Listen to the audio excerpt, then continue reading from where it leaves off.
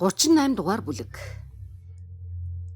Ноён Бамбал гэргийн хамт тэр орой ноён Монкстой уулзаад тэр гурав юу ярилцсан тухай энэ бүлэгт өгүүлнэ.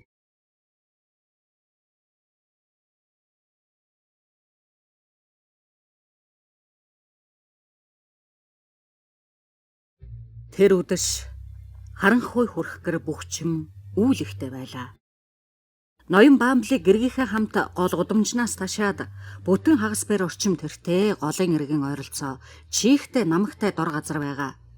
Энд тэнд эмх замбраагүй харагдах хуучирч муудсан байшингуудын зүг явхад тэр өдрийн туж хураад байсан борооны бөөн хар үл өтгөн уур болж борооны том тусал хаялж хүчтэй аадар бороо орох гэж байгаа юм шиг байлаа. Тэд хоёул хуучин муу хувцс өмссөн нэгд борооноос хамгаалах, хоёрт хүн амьтанд нүд хужиглуулахгүй ийм хоёр зорилготой байжээ. Зам муухай болохоор нөхөр нь хараахан гэрэл огт гаргахгүй гар дөнлөө барьж эхнэрээгээ хойноосоо дагуулж айж бим бийж авна. Хоёул дув дугуй явах бөгөөд ноён Бамбал хаяа алхаагаан сааж насныхаа ханыг хоцорчоогүй байгаа гэж эргэж харна.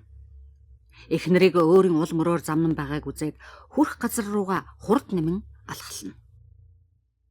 Өөрийнхөө хөдөлмөрөөр амь зууж байна гэсэн нэрийдлэр хулгай дээрэм хийж явдаг хамгийн өөдгүй хүмүүсийн оргондог энэ газрын тэр алдарт суун ямар ч эргэлзээгүй байлаа.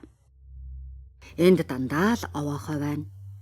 Зарим нь энэ тэнд хайсан тоосгоор барьж, зарим нь өт хорхойнд идэгдэж өмхөрсөн хуучин далайн хөлөг онгоцны сэг модоор барьжээ. Тэдгэрийг ямар нэг эмх журамтай аятайхан тохилог барих гэсэн оролдлого харагдахгүй. Цүмхийг голын эргээс хэдэн алхам зайтай шавааралдуулан барьжээ. Балиар зүдэр эрэг дээр гаргаж голын эргээр имжээрлэн барьсан намхан ханнаас бэхлэн уйсан хэдэн тамдаг болсон зав харагдахаас гадна бас энэ тэнд сэлүү мод, татлаг олос, утас эвхрэлдэн байна. Энэ байдлыг ажиглахад эдгээр муу овоохойд оршин суугч хүмүүс голын энэ хаваас амь зуудаг юмаа гэмээр харагдана. Гэтэл тэгэж хамаа намаагүй хайж өргсөн тэр хуучирч хэнд ч хэрэггүй болсон юмнуудын явуулын хүн ганц хараад үзэхтэй л энэ чинь хүний нүд хуурах гэж иймэрхүү байгаа болохоос биш хэн л үүнийг ашиглаж дээ гэж ядаг зөхөх юмгүй олж мэдэх үзье. Тэдгээр овоохон тэг дунд яг голын дэргэд дээд давхар нь гол дээгүүр өнгөйсөн нэг томоо урд фабрик байсан барилга байна. Энэ бол эргэн тойрныхоо жижиг муусан байшин цуудаг хүмүүсээр ажил хийлгэж ацаг хөл солгодог байсан түүхтэй баймаар гэсэн ч эвдэрсээр удажээ. Огт нь хулган, өт хорхой, чийг нойтонд байшингийн суурь нь өмхөрч муудсан. Байшингийн нэлээд хэсэг нь усан давтагдан нөгөө үлдсэн урсгал гүн хар усны дээгүүр өнгийсэн хэврэг болсон хэсэг нь усан давтсан хэсгийнхээ хойноос орж мөнхүү хувь заяаг нь эдлэх цагаа хүлээж бод. Алс хол гялбаа гялбаж аадар бороо шаагчтай зэрэг тэр эрхэм эрэм хоёул тэр байшингийн өмнө талд нүмерт нь хорогдожээ. Бамбал гартаа барьж явсан зурвасыг харж энэ хавьд байх ёстой юм байна да гэтэл "Оо энд байна уу?" гэж дээрээс хүн дуугарахад Бамбал ноён дуугарсан тэр зүг өнгийн харвал хоёр давхрын нэг хаалгаар нөгөө хүн цээж гарган дуудаж байлаа. "Жаахан хүлээж одоохон очлоо" гэж тэр хүн хэлэнгээ цаашаа орж хаалгаа хаалаа. "Тэгвэл миний хэлснийг сайн санаарай. Айл болох бага ярихыг хичээгээрэй. Үг олдвол гуйл цохож магадгүй шүү" гэж харгалзагч авхаа хэллээ. Тэр байшинг их л анхааралтай харан бясалгаж байсан Бамбал ноён төлөвлөснөө энэ удаа биелүүлэх гэдэг маань зөв дээ, буруу юу гэж баахан эргэлзэн хэдэн үг хэлэх маягтай завдтал Монкс нэгэнт гараад ирсэн болохоор саад болжээ. Монкс тэр хоёрын бараг дөрөгдөн байсан хаалгыг нээгээд "Ороод ир" гэмээр даллаа. "Ороод ир гэмээ" гэж тэр хүн цохолдон хашгирч хөлөөрөө газар дэвслээд "Алийн болгон би энд зогсох юм бэ?" гэлээ.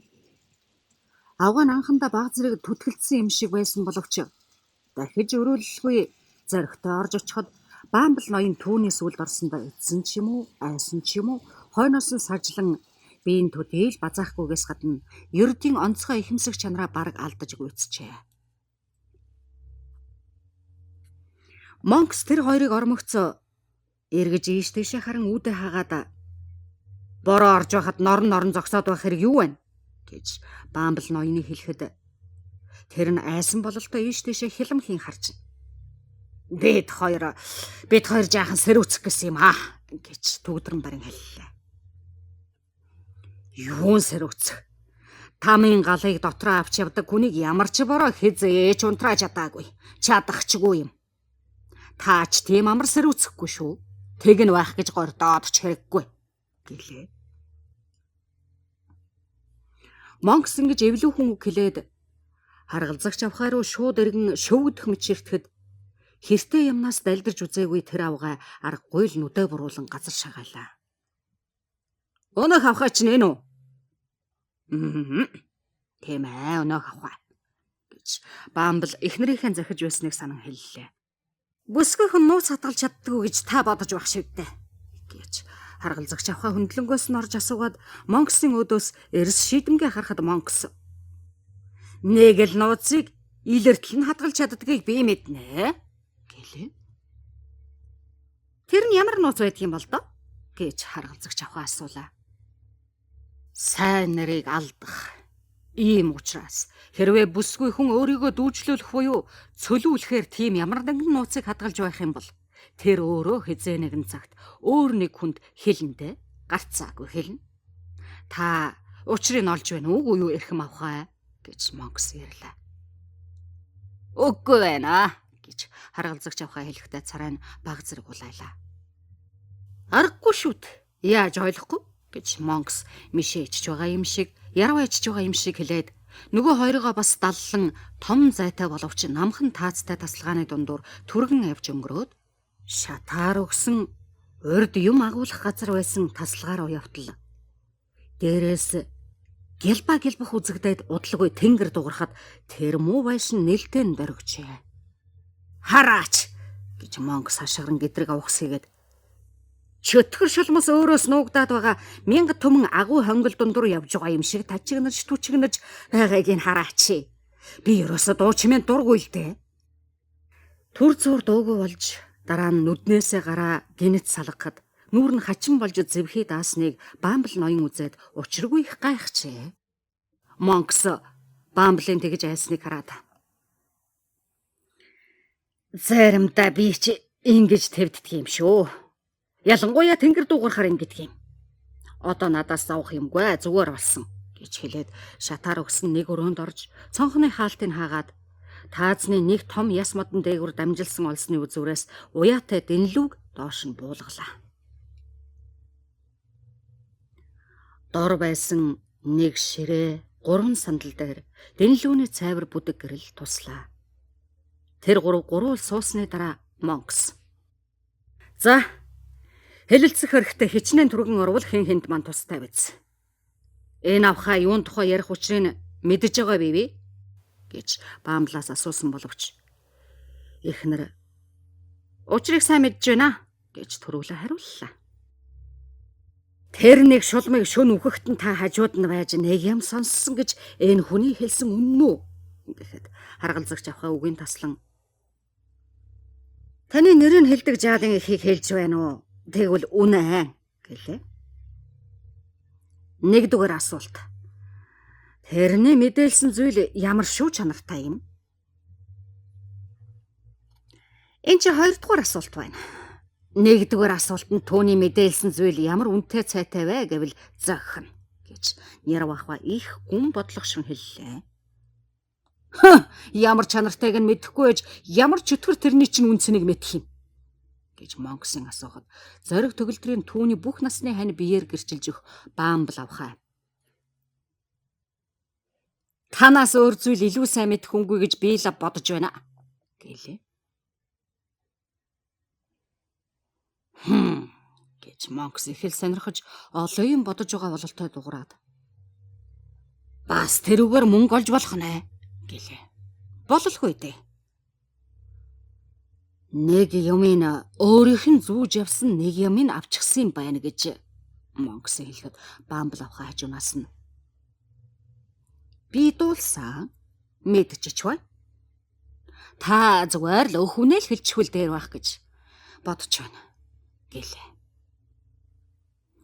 Одоо хүртэл өөрийнх нь мэдснээс өөр нууцыг нээж өгөөгүй хантай Бамбл ноён энэ яриаг хүзүү сунган нүд бүлтийлгэн маш их анхаарч эхнэр Монкс хоёрыг ээлжлэн харж нууцыг хичнээн үнээр хэлж өгөх юм гэж түүний ууртаа асуухад бүрч их гайхсан бололтой харагдлаа. Тэр нууц танд ямар үнэтэй юм бэ те? Гэж тэр авахай түрүүний адил аюу тавиа хариулахад Монкс ямар ч үнэгүй байж магад. Эсвэл 20 фунт ч байж магад. За хэлээдэх. Тэгээд би шийдээ гэлээ. Хэлсэн дээрээ бас 5 фунт нэмчих. Надад 25 алтан фунт өг. Тэгвэл би мэдэж байгаагаа цөмийг хэлж өгье.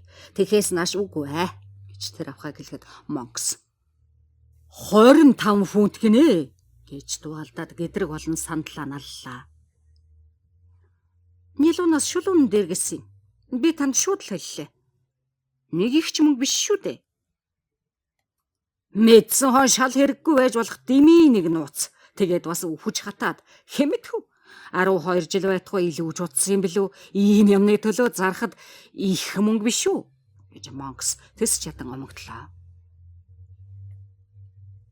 Иймэрхүү юм чинь удах тусмаа арх дарс шиг улам сайн болж үнцэн нь хувь ахиу болдгийг гэж нэр авахаа мөн л дажгүй хэлээд оршуулсан үгсэн хатсан юм гэдэг учиртай 12,000 жил тэрч байтугай 12 сая жил хэвдсэн мөртлөө сүүлдээ сонин хачин юм гэрчлэх болно шүү дээ гэлээ. Хэрвээ миний мөнгө дэмий үргэлдүүлээ гэж Монкс хулгасхийн асуулаа. Эргүүлээд авчихад юу ахвт? Намайг хэн өмөрхөв? Ганц бүсгүй хүн юу ахвт? Хайрт минь ганцаараач биш өмөрх хүнгүй биш гэж Бамбл ноён айч чичирсэн дуугаар хэлээд би энд байна шүү дээ хайрт минь гэд шүдэ тачганд л хавирч эрхэм хүн Монкс ноён гой отхын зүтгэлд нь нарууд асахгүй байз. Би бол залуу хүн биш, нас нэлээ талисан хүн гэдгийг ноён Монкс мэдэх байх. Хайрт минь би бол хэрвээ намайг нэг хатгаад өгчихвөл маш шийдэнгийн дээр бас Евробишийн чадал тэхэтэй гэдгийг ноён Монкс сонссон байх. Жаахан л хатгаж авбал гүйцхэн тэр шүү гэлээ. Ноён Бамбл ингэж хэлээд ихээс шийдэмгээс үртэйгээр дэнлүүгээ шүүрэн авах гэж оролдогчоо болсон боловч айн твдэж байгаа царай зүсийг харуул түүгээр ямар нэгэн эрэлхэг явдал үйлдүүлээ гэвэл эхлээд үнэхээр хатгаж өдөх хэрэгтэй. Тэгтээ бүр ойлгохтойхон хатгаж өдөх хэрэгтэй юм а гэдгээ сайн харууллаа. Тэгтээ ядуучууд буюу дайнч эрэлхэг явдал дадаагүй нэг буюу хэд хэдэн хүний эсрэг бол Бамбл ноён бишгүй л дайчин ир шүү дээ. Чи мангу амтан л да. Хил хамаа барьж суусан чин дээр баха гэж Бамбл авахаа хэллээ. Хэрвээ хүн шиг ярьж чадахгүй юм бол нааш ирэхээс өмнө амаа уйлчхаад ирдэг байж л те гэж Монкс занж хэлээд энэ хүн танай хар хүн байх нэ гэлээ. Тийм ээ, миний хар хүн байгаа юм гэж харгалзагч авахаа хариу болоод нөхрийгөө муухай ууртай ширүү татахыг Монкс ажиглан та хоёрыг энд орж ирэхэд лав тим байх гэж би бодсон юм а. За бүрч сайн биз. Нэг юмны төлөө зүтгэж байгаа хоёр хүнтэй хэрэг хэлэлцэхэд би бүрч дуртай. Нэрээ шүү харж л байгаарай гэд өвөр рүүгээ гараа явуулж зотонгоор хийсэн хүүдийг гаргаж 25 савер нь тоолоод ширээн дээр тавьж нөгөө авахаа руу ойртууллаа. За над мөнгө ав. Энэ залгийн тэнгэр нэргчих гээд байгаа юм шиг санагдаад болохгүй нэ. Дуугараад намжихтан зэрэг яриараа. Нэрэж бараг тэдний дээх нь тэнгэр тачган нь дуугарч намж мэгц Монкс тэргүүнээ дээш болгон урагш бөхийж тэр авхан ярихыг сонсохоор бэлдлээ. Тэр хоёроор ширээн дээр элгээрээ төрүүлдэн авгайхан урагш бүхийн шивнэхийг тэсгэлгүй чих тавин чагнахад тэр гурвын толгой бараг нийлжээ. Тэдний нүүрэн дээр туссан данилууны бүдэг гэрэлд тэр 3 царайг уламж зэвхий цагаан болгож пад харанхуйн дунд хий үзэгдэл шиг харагдах юм яа. Имгэн Сэлли гэдэг тэр авхайн үхэж байхад дэрэгдэнд би ганцаараа байсан гэж харгалзагч авхаа эхлэхэд Монкс мөн шивнэн. Өөр ердөө хэнч байгаагүй юу? Өөр өвчтөе солиотой амтан бусад орон дээр нь байгаагүй юм уу? Үг сонссон юм уу? Хэмэтгэв учрыг нухсан хүн юу байхгүй байз гэж асуулаа. Ганц ч амтан байгаагүй. Би л ганцаараа байсан. Тэрнийг үхэл аваачхад дэрэгдэнд ганцхан би байсан. Монкс тэрнийг ширтэ харсаар. За байлбал цааш нь яар гэлээ. Тэр авхайн хэвтэж байсан тэр өрөөнд яг тэр орон дээр нь хэдэн жилийн өмнө ертөнцид нэг хүүхэд төрүүлж өгөөд талигач болсон нэг залуу бүсгийн тухай надад ярьсан юм аа. Юу гэж Монкс мөрөн дээгүүрээ эргэн харж уруул амжичирч. Солих шүү. Тэгэж таарах гэж гэлээ. Хүүхэд нь таны өчигдөр орой энэ хүнд нэрийг хэлдэг жаал мó гэж нэр авахаа хар хүн рүүгээ толгоогоо хайш яшин тохиод. Эхийн совилж байсан авхайн тончсон юмсанж. Амьд байхт нь үгсэн хойно гэж харгалзагч авхаа баг зэрэг цоцсон байдалтай хариулаад. Үлдсэн хүүхдэд минь хадгалаарай гэж тэр залуу бүсгүй амьсгалаа хурааж байхдаа нас эцэлсэн би энэ арай хөрөөгүй байхад тэр юмыг хулгайлж авсан юм гинлээ гэхэд Монкс учиргүй твдэн. Худалдачгаа болов? Худалдаа болов? Хаана, хизээ, хинд, чухам хэдийд утсан болов тэрнээс хойш гэж асуулаа. Худалдачсан гэж надад арай чарай л хэлээд шилэн татаж унж тэр дороо өвчихсэн. Өөрөө хэлээгүй гэж үү? гэж Монкс хоолоогоо чахруулан асуухт бол бүр ч их хилгэнсэн байдалтай болж. Худлаа хэлж байна. Битгий надаар дайж гин. Өөр юм хэлсэн байх ёстой. Би та хоёулангийн чинь цусаж чинь холино. Учрыг заавал мэдэж авна гэлээ. Өөр ганц ч үг хэлээгүй гэж тэр хачин хүний их уурлахаас өчүүхэн чагаагүй тэр авхаа хэлээд. Миний хувцснаас нэг гараараа байдаг чадлаараа зуурч байгаад үхэхээр нь би гарын салган зайлуулахад хар хэр болчихсон цаас атгсан байлаа гэхэд Монкс тэр дотор нь гэж бөхсгийлээ. Дотор нь юу ч байгаагүй. Тэр нь барьцаанд юм хадгалуулсан тасалбар байж. Ямар юм хадгалуулсныг? За одоохон хэлж өгөмц. Анх үнтэй нэг юм хадгалж овоо юмтай болох санаатай байгаад сүүлдээ барьцаанд хадгалуулж тэрнийг алдчихгүй тулд мөнгө хүлэгчд жил бүр хүү мөнгө төлж байсан юм байна гэж би бодсон л доо. Тэгээд чадал нь хүрвэл эргүүлж авах санаатай л байдаг байж л дээ.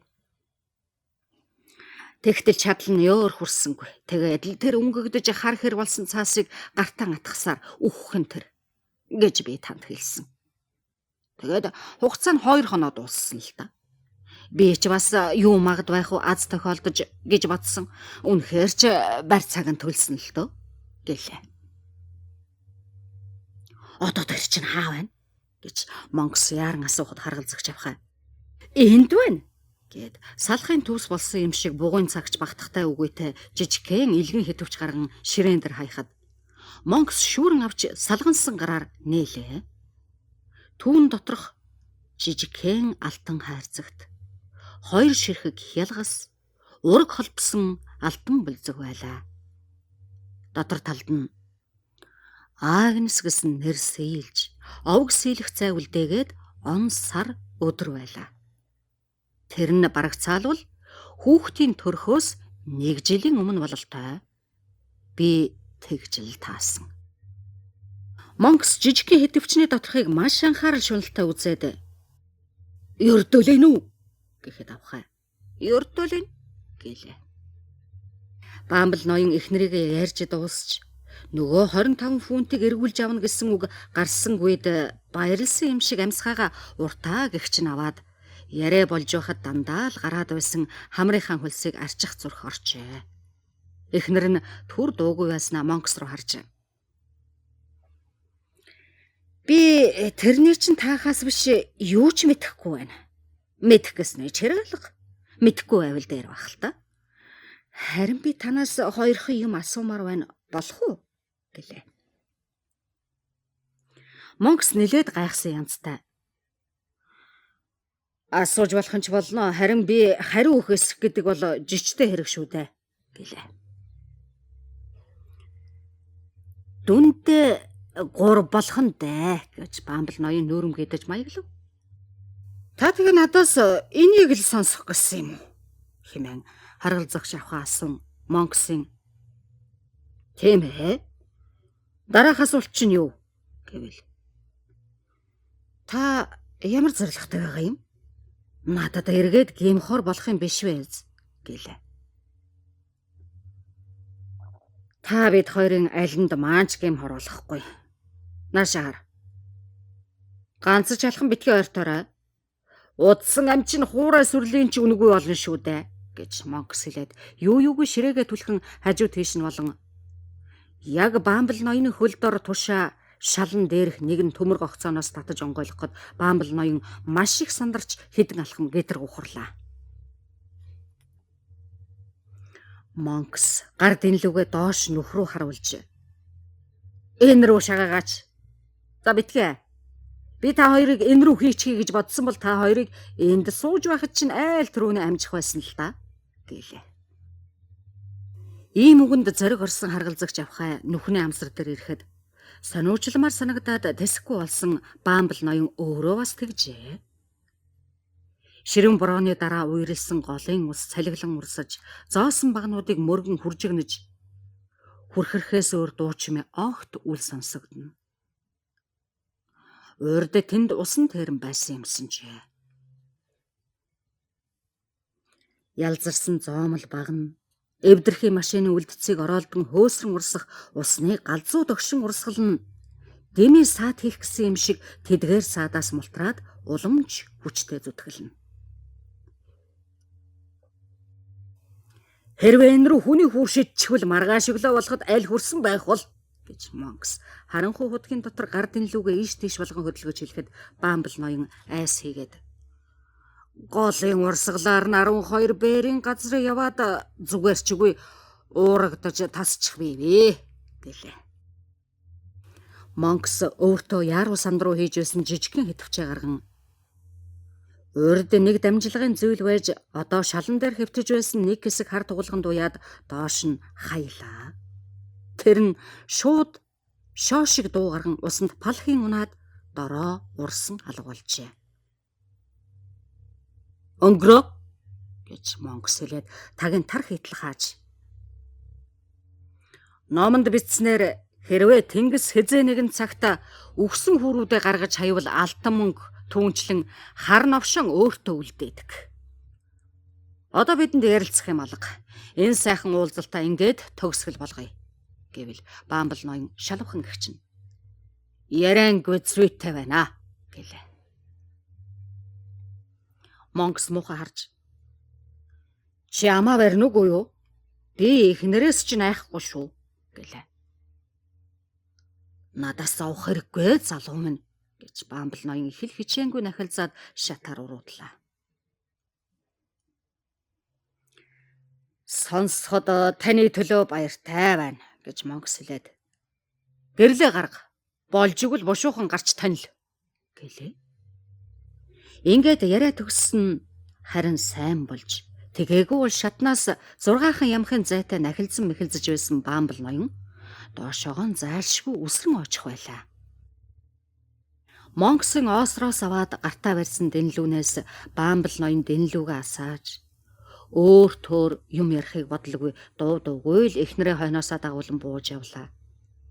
Монкс алхаагаа сааж шатныг ишгүр дээр бороо орох, түргэн урсах усны чимээнээс өөр юм дуулдахгүй байгааг урьдчилан чагнаж мэдлээ.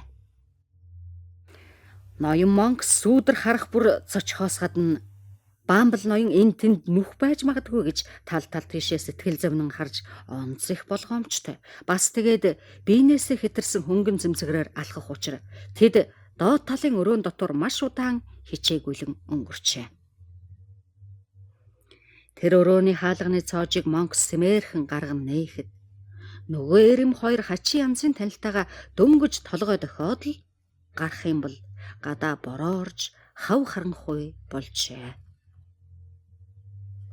Тэр хоёрыг явчихсан хойхон нь гав ганцаар үлдсэндээ маш эвгүүрхэж байсан бололтой Монкс тэр дор нуугдаж байсан нэг хүүхдийг дуудлаа. Түүнийг өмнө оруулан гэрлээ бариулаад түрүүчийн гарч ирсэн өрөөндөө орлоо.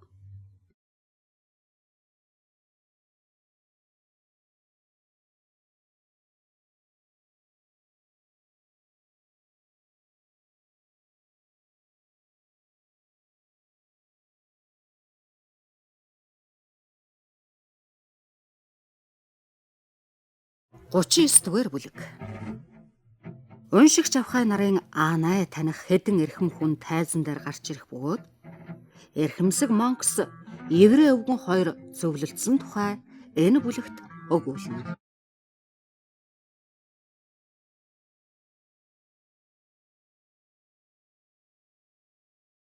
Төрөвчийн бүлэгт өгүүлсэн эрхэмсэг 3 хүн ялимгүй түр ажиллаан дуусгасны маргааш үдшин үүргэлж байгаад сэрсэн Уильям Сайкс.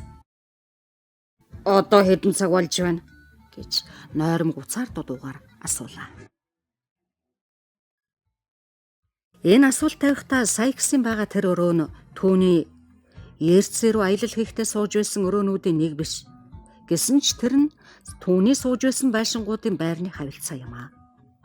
Тэр нь хуучныхаас нь дороо, жижиг ядмаг, арчаагүй явцуу, зүдэр нарийнхан гудамж руу харсан ганц муу жижиг дээвэртэй халахлагдсан цонхтой юм. Алдарт эрхэм ноён сүүлийн жил өөдлөхөн байжээ гэмээр. Өөртөө шинж тэмдэгч бас мундахгүй байна. Гэр нь ханхай хоосон оргисон, тохь муутай, илүү зэлүү хувцс хунар гэх юмгүй, даанч ядуу болсноо харуулна. Бас түүний энэ байдлыг батлах өөр баталгаа хэрэгтэй гэвэл Сайкс ноёны бие эцэд туйлдсныг харахад болно. Тэр дээрэмч дээлийнхэн оронд цагаан пальтоогоор хучаад орондоо хэвтжээ. Өвчлсөний улмаас царайн цайн зэвх ирсэн. Шөнөөхөө хэртэй балиар тоорцог малгайг өмссөн. Бүхэл 7 хоног хусаагүй ширүүн хар сахалтай байгаа нь уламж айгүй харагдуулна. Нохойн орных нь хажуудад зарим үе эзэр үгээ ширтэн харна. Зарим үе гадаа буюу доод давхарт ямар нэг чимээ гарвал чихээс отойлгон архирна. Нэг эмэгтэй тэр дээрэмчний ердийн хувцсын нэг бол хуучин пальтоог ихэллээр шамд нь нөхөж цонхны дэргэд сууж байх бөгөөд хагцал зовлон үзэн өвчтэй хүн сагсаар турж цонхилсан учраас урдын өнөө Нэнси гэж танихад маш бэрхээ. Гагцхүү ноён Сайксын асуусныг хариулж байгаа дуугаар нь л таньж болох байлаа. Дөнгөж 7 өнгөрч байна гэж тэр хүүхэн хэлээд би чи өнөөрөө ямар байна билээ гэлээ. Ястал ус шиг сулхан байна гэж Сайкс ноён нүд дөрвөн мөчөө хараагаад наашаа ирээч гараа өгөөч. Би энэ муу баларсан орноос ч нэг босч үзье гэлээ. Сайкс ноён өвчин дороогдсон ч аран шин дээрцсэнгүй. Тэр хүүхэн түүнийг орноос нь босгоод сандал дээр суулгах гэж түшин авахад ямар эвдүүгүй юм бэ гэж элдвэр хараад загн дараа нь цохиод авлаа. Яалч вэ нөө яаж? Бол битгий гонгон хацгс. Энээс өөр юм хийж чадахгүй бол яшиг цаашаа. Мэдээвэж гэж Сайкс сандарлаа. Хүүхэн эргэж инээхийг оролдон мэдлээ. Ямар дими юм дахиад бодчихов те гэлээ. Өө чи бас уучрыг бодчихоо юу гэж Сайкс хүүхнийхээ нүдэнд мэлтгэнсэн нулимсыг үзээд морчилсан. Тэгэхэд тусмаа чамдалтай ирдэ гэлээ. Хүүхэн түүний мөрөн дээр гараа тавьж өнөө оройч надад ширүүн загна гэж хэлэх гээгүй байгаа Билээ гэлээ. Юу хэлэх гээгүй гэж. Яалаа гэж тийм байх юм гэж Сайксгүй хашгичхад хүүхэн нь эмэгтэй хүний ээлдэг байдал баг зэрэг гарган хоолой нь хүртэл шичигнэн. Би чамайг хүүхэд арчилж байгаа юм шиг хичнээн хоног сойлоо. Харин өнөөдөр л чи юм ухаан орж байна. Намайг саяных шигээ загнаад юу хийх вүлээ дээ? Боддоо. Тэхгүйгээд хэлээч дээ гэлээ. За яхав загнахаан болий. Чөтгөр амар. Энэ хүүхэн чинь дахиад л гоншхоллоо. За яар шиг та гэж хүүхэн хэлж сандал дээр очиж суугаад. Намайг яаж ч юусэн битгий юм бод. Ингэж яваа зүгээр болно гэлээ. Юу зүгээр болно гэж Сайксгүй хорсолтойгоор зандраад. Чи бас ямар элэнцгийг дими имийг бодов. Бас явж ажиллаа хий. Бүсгүй хүний дими зам битгий гаргаж нялуураад бай гэлээ. Хэрв цаг үе нь өөр байсан бол ийм авир зам байдал тэр хүүхнийг дуртай зүйлээ хийхэд нөхцөл болох байсан боловч ядарч туйлдсан тэр хүүхэн гэдрэг сандлынхаа түшлэгийг налаад муужран ухаан болордлаа. Харин иймэрхүү байдалд жигшид занах явдалдан аятайхан хийц болгоход тохирдог хараал зөвхлөхийн үгийг Сайксгүй энэ удаа урсгаж арай ламжсангүй. Учрыг тайлбал Нэнси авахаа нэг галзууран ажиллахаараа тунж эцтэй ширүүн байдаг болохоор өвчтөн түүнтэй гадны тусалцаатайгаар тэмцсэн дийлэгч юм болдог байжээ. Тэгээ Сайксгүй багсаг хараа загнах гэснээ. Ийм арга ердөөж ашиг болохгүйг мэдээд өөрөө л бусдын тусыг хүртэхээр дуудлаа. Юу болвоо гэж Фижин тэдний рүү шагааж асуухад Сайкс тэр дорно. Хүүхэнд туслаач чадахгүйгүй юу? Битгий над руу гөлөөгөөд элдвээ юм бовтнаад бай гэлээ. Фижин гайхсандаа дуу алдаад хүүхний дэргэд туслахаар очлоо. Гэтэл хүндэт найзынхаа хойноос орж ирсэн Овтол уйгурч гэдэг Джон Даукинс орж ирэн авч явсан бодолтой юмаа шалан дээр бушуухан тавиад өөрийнхөө яг араас дагаж явсан Чарлз Бейтс багшгүй гараас лонхтой шигнийг шүүрэн авч бөглөөг нь шүдээрээ нүд ирмхийн зур аваад урдаар өөрөө мөн бишийн шалгахаар амсаад өвчтнийхөө ам руу цутглаа. Чарли, чи тэр хөөрг аваад цэвэр агаар амсгалуул. Хижийн та гарын нэлбэж бай. Бил банслын тайлаг гэж Даукинс хэллээ.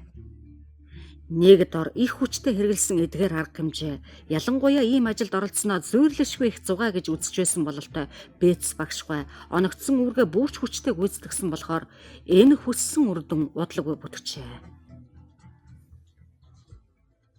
Тэр хүүхэн яваандаас ихээ орж гуйж дайвсаар орныхоо дэргдэх сандлын дэргэд очин дэрэн дээр нүрээр шигдлээ.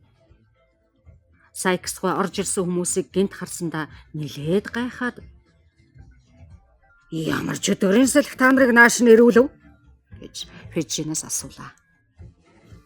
Чөтгөрийн салхи биш эхо. Чөтгөрийн салхи чинь айхын хизээч авчирч байла. Би нэг айтайхан юм олж ирсэн шүү. Ловирч минь тэр бодолтой юмыг тайлаад өнөө өглөө мөнгөө цөмийн өгч байж авсан өнөө муусаа юмаа биелээд аваад өг гэхэд овт ловирч нь түүний хэлснийг биелүүлж хуучирсан хулдаасаар ороос нь нэлээд том бодолтой юм авч задлаад дотроос нь гаргаж ирсэн юмаа нэг нэгээр нь Чарли Бейтсэд дамжуулан өгөхөд тэр нь тэдгээр юмны ховор нандны гайхан магцаар ширээн дээр тавьж байлаа. Ямар сайхан бялуу вэ? Чандганы махаар хийж биелээ гэж энэ эрхэм язгуур залуу хашгирсаар нэг том бялуу гаргаж ирээд дэндүү болбраа амтан яасан ч аманд ороод уусчихдаг юм чинь мүлжих барих гэж төвөг ордгүй юм.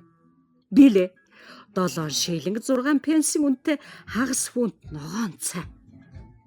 Хатууг нь яана. Буцал суусан гэвэл савны таг нь үсрээд явчихна да.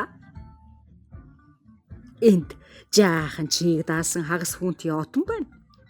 Энийг боловсруулах гэж нэгрүүд яасан их зүтгэ болоо. 2 фунтын 2 бөмбөнцөг, 1 фунтын сайхан шин шар тос. Глостерийн тос нь даавралсан сайхнаас сайхан бяслаг байх юм Ийм сайхан эдийг ер үнрийн ч үнэрлж үзээгүй байхаа гэлээ. Бэц багшгүй ийм магтад цаашаасан үг хэлээд том халааснаас сайн гихчин бүгэлсэн шил арх гарган ирэхтэй түрүүчин шилтэй хуурай спиртнээс хундаг дүүргэн өвчтөндөө барихад тэр нь игшин зуурч эргэлзэлгүй балгачхлаа. Гэж Фежин сэтгэл маш хансан байдалтайгаар гараа үрдсээр. Одоо чи алдсахгүй билээ. Одоо чи алдсахгүй гэлээ. Алдсахгүй гинэ гэж Сайксгүй дуу алдаад. Таныг надад туслах гараа сунгахаас чинь би 20 дахин сүйд болж амжуулч амжихал юм. Чи яагаад хүнийг ийм байдалтай байхад бүхэл 3 7 21 хоног заяан мэдэг гэсэн юм шиг хайдаг үлээ? Муу хуурамч гуйлах чаа гэлээ. Залуус минь гагцхүү тэрний хэлэх үгийг л сонсоо гэж Фежин дал мураа хавчин байж хэлээд. Би тэрэнд энэ гайхамшиг сайхан юмнуудыг авчирсан гэлээ. Юм чи хаваа сайн байна гэж Сайксгүй ширээн дээрх ямыг харж арай зөөлрснөөхөө дараа хэлээд. Гэсэн чи өөрийгөө юу гэж өмөрхөв? Бэртэж өвдсөн мөнгө зөнгөчгүй намайг энд орхиод бүр нохой шиг анзаарахгүй ингэж удаа хайж явдаг чинь яагаад вүлээ? Чарли, энийг хөөгөөд явуул гэлээ. Би ийм тайван нохойг ёор үтсэнгүй гэж Бэц багшгүй Сайксын тушаалыг ясаар болгохтой хашгирч. Өгшин авахаа захтаар гарахтаа идэхим үнэрлэж байгаа юм шиг энэ нохой чинь нохойн юм олдог газраас амзуулган олоод бас ч ойлголтоо сэргээж чадах юм өө гэлээ. Өнөөх нохой нь архирсаар орон доогуур ороход Сайкс. За тухай бай. Чи тэгэд өөрийгөө юу гэж өмөрөх гэж байна? Муу харамчаа гэлээ. Олон юмар хөөцөлцөөр угаад би Лондонгоос гарч 7 хоног даруй болчихлоо гэж еврей үгэн хариуллаа. Үлдсэн 2-7 хоногт нь юу хийгээв? Намайг өвчтэй хулганы нүхэнд орхиж байгаа юм шиг хайж 2-7 хоногт чи юу хийв? Яач чадсангүй бийлмэн. Бид эд нарын дэргэд тэр бүгдийг тоочж чадахгүй. Яа гэхэв тангараг өргөе. Юу өргөе гинэ гэж Сайкс маш зөв хашгираад. Хөөе багчуулаа. Та нарын нэг нь энэ бялуунаас нэг өмх аваад айл. Амтлаа. Тэгэхгүй бол би өнгөрхнэ гэлээ. Битгий уурлаач хөө. Би чамайг ёор мартаагүй бийлмэн ёор мартаагүй гэлээ. Нэрэн мартаагүй гэдэг чинь мөрөө тавьжиж болох байна гэж Сайкс хорсол тоёо нэмсэглээ хэлээд. Намайг энэ талуурчтай мөрөө тарчилж байхад чи элдвэ юм сэдв зохиож байсан байлгүй. Бил ийм ч юм хийчихэн, тийм ч юм хийчихэн. Бил ёор үүн гэх юмгүйгээр тийм ч юм хийчихэн. Тэгээд ядуу юм чинь надад ажиллахгүй хаа зайлна гэж байсан байлгүй. Энэ хүүхэн байгааг бол би ч танилчихсан байх оо гэлээ. Тийм байлгүй яах гэж Фежин энэ үгийн сонсмогцоо хэлээд. Энэ хүүхэн байгааг бол тэглэгүй яах вэ? Муу өвгөн Фежин л чамд ийм гарын дор сайн хүүхэн олж өгсөн шүү дээ гэлээ. Зөв юм хэлж байна гэж Нэнси хэлэнгээ яарвчлан алхаад. Энийг битгий оролдоод зүгээр бай гэлээ. Нэнси ярианд нь оролцсноос энэ ярианы шинж байдал өөр болсны учир гэвэл болгоомжтой хөгшин еврей нүдэ залтайхнаар ирмэн дохиход нөгөө багчуул нь мэдээд тэр эмэгтэйг спиртээр дайлжээ. Дашрамт хэлэхэд Нэнси энэ удаа их л баг даруу ууж харин Фежин эв хавгүй ээлдэг хөгжин авир гаргаж тоглож наадсан юм гэх мэтээр түрүүний занад зүхэж байснаа тайлбарлан Сайксхон сэтгэлийг засаад мөн Сайкс шилтэй спиртнээс хэд хэдэн удаа хийж аваад балгасныхаа дараа бүдүүлэг болох марзан юм 2-3-ыг ярихад цөм их л инээдэн болцгоолоо. Цөмөөрөө маш сайн юм байна. Гэвч өнөө өдөртөө би чамаас бэлэн мөнгө хэдэг авнаа гэж Сайксгаа хэлэхэд еврей. Надад одоо сохор зоос чалгав гэлээ. Тэгвэл гэрч нь овоолтой байгаа байлгүй. Надад зарим нь өг гэж Сайкс шаардахад гараа дээш нь өргөж. Их гинэ. Дөнгөжл хүрхтэй үгүйтэй байхад гэтэл Сайкс. Хичнээн их хуримтлуулсныг чинь би мэдэхгүй байна. Тоолгод чинь амархан барагдаж өгөхгүй болохоор чи ч өөрөө мэдэхгүй байлгүй. Гэсэн ч өнөө өдөр ч надад хэд хэрэгтэй байна. Өөр олон 5 үг алга гэлээ. За яах гэж эврэ шүүрсалдаад би автор явууламц гэлээ. Ердөө болохгүй шүү. Наадах чи ёстой овтой амтан. Эсвэл авч ирэхээ мартчихаж гин. Нэг бол төөрлөө, нэг бол цагдаагаас зүхтаж нуугцаар байгаад инглээ гээл өнөө өгүүлсэн мөнгөө чинь авчирч өгөхгүй байхаасаа буцахгүй хүн байгаа юм. Чиний үр рүү чинь Нэнси очоод аваад ирвэл шулуун баг. Би эртэл хүлээгээд хөвхөрсөн шигэ байж бай гэж Сайкс хэллээ. Фижин элдв шалтак хэлж хэрүүл уруулахээсээр 5 фунт гэсний 3 фунт, 4 шиллинг, 6 пенс болгоод манайд одоо 18 пенс үлдэх гэж тунирхлаа. Нэрээ илүү өгч чадахгүй юм бол яа гэхвдэ гэж Сайкс уран муутай хэллээ. Тэгээд Нэнси Фижиний гэрт нь хүргэж ихийг бэлтгэхэд Ловерч Бэц багшгүй хоёр идэж уух юм далд хийлээ.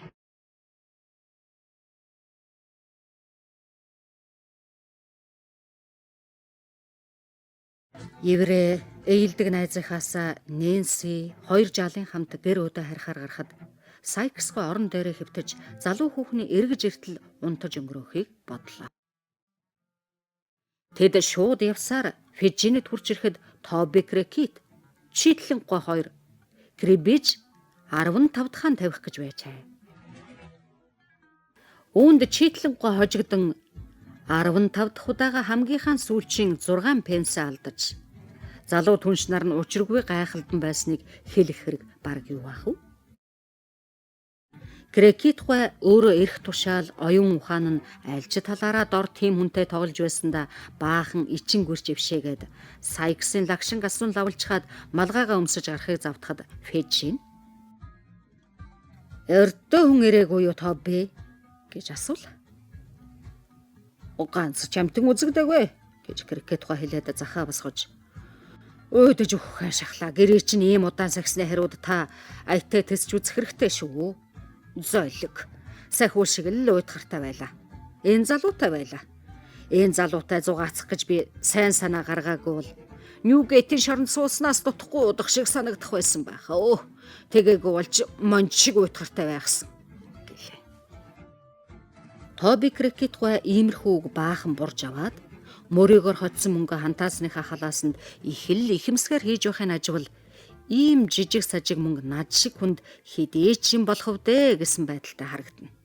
Ингээд маш намтай ихэмсэг байдлаар алхалсаар Мадэн гарахад Читлэнгүй түүний гаран гартал хөл гутлын сонирхон харсаар бусад найз нартаа ингэж хэллээ. "Энэ үнтэй танилцахдаа 15 6 пенс өгдөг нь хямд хэрэгэ. Гарсан газраа ганц чихчи хурууныхаа нэслэл татч хүрэхгүй гэж үзэж байна" гэлээ. Ингэж хэлсэнд гайхсан Бэцгүй "Чи сонин амтын юм да Тоомо" гэлээ. "Ханаас дөө" гэж Читлэнгүй хэлээд "Би тийм сонин амтан гэж юу хийж гин?" гэхэд Фижин "Ухаантай залуу шүү чи минь" гэд мөрөн дээр нь алгадаж бусд руугаа харж нүүдэрмлээ. Том "Крикет гоч сүрхээ идчихүү тийм ээ Фижин" гэхэд Фижин "Тэнд эргэлзээд байх юм өөр байхгүй хүмүн" гэд "Тэр үнтэй танил болно гэдэг сайн хэрэг" гэлээ. "Маш сайн хэрэг хүмүн. Тэд чинь тэдэнтэй ойртохыг хүсдэггүй болохоор чамд атаархаж байгаа хэрэг" гэлээ. Тэр шүү дээ" гэж Том баярлан хэлээд "Ийм л учиртай байсан юм да. Тэр чинь намайг ястай цөлөмчгсөн. Гэсэн чи яах вэ? Би дуртай цагтаа тэрнээс нь илүү мөнгө олж чадах байна. Тийм биз дээ Фижин" гэлээ. "Тэгэлгүй яах вэ? Харин айл болох бушуухан явах тусмаа сайн болон Том минь. Ловерча, Чарли, ажилдаа явах цаг чинь болчихж байна. За бушуул. 10 дөгчхөд байхад юу ч хийгээгүй байх гэж юу гэсэн үг вэ?" Багч бол Фижиний хэлсэн үгийн утгыг ойлгож Нэнси рүү харж тогтцоогоод малгайгаа өмсөн гарч одлоо. Замдаа луурж цовоо найзтайгаа нийлээд чийтлэн гуйгаа элдвээр дооглон явлаа. Чухам үнэн шударгаар хэлбэл чийтлэнгийг доогөлж шолоод баймаар онцгийн сонин хачин юмгүй байсан юм. Яагаад гэвэл эрхэм сайжруулалтаа нийлэхдээ чийтлэн гуйгаас ч илүү хөрөнгө алддаг зөрөгтэй залуус хот даяар өдөө төдий байдгаас гадна бас офт тоби крикетийн бараг адилаар нэр алдран бүтээдэг гоёмсог эрхмүүд бишгүй л олон байдаг юм. Тэднийг явсны дараа Фижин за одоо би яваад мөнгө авчирч өгье Нэнси. Энэ бол манай багчуулын надад авчирч өгдөг багсага юм хадгалдаг шүүгэний мань түлхүүр юм. Харин мөнгөө би цоожилдгүй. Цоожлоод байх мөнгө ч алгагүй мэн. Олиггүй ээж ажил, ойшоогдохгүй ээж ажил юм Нэнси мэн гэсэн чи яах вэ? Миний дэргэд залуу улс байх юм, тэсэ эдл байх юм, тэгсгэ адил байх юм гэд. Хөш гэснэ түлхүүрөө бушуухан өөртлөн хэмбэ чагнаач гэлээ. Ширээний ард гараа хүмхээ сууж байсан тэр хүүхэн хүн ирж байгаа юм уу, явж байгаа юм уу? Ёор сонирхсонгүй байтал эр хүн дуугархыг сонсмогцоо малгай оролт хоёроо нүд эрэмхийн зур шүүрэн авч ширээн дагуураа хийжээ. Иврэ эргэж харахад тэр хүүхэн халуурлаа гэж дорой дуугаар өгүүлж байсан боловч түүний эрс шийдэнд хөдөлж байгаатай нь гайхмаар тохирохгүй байлаа.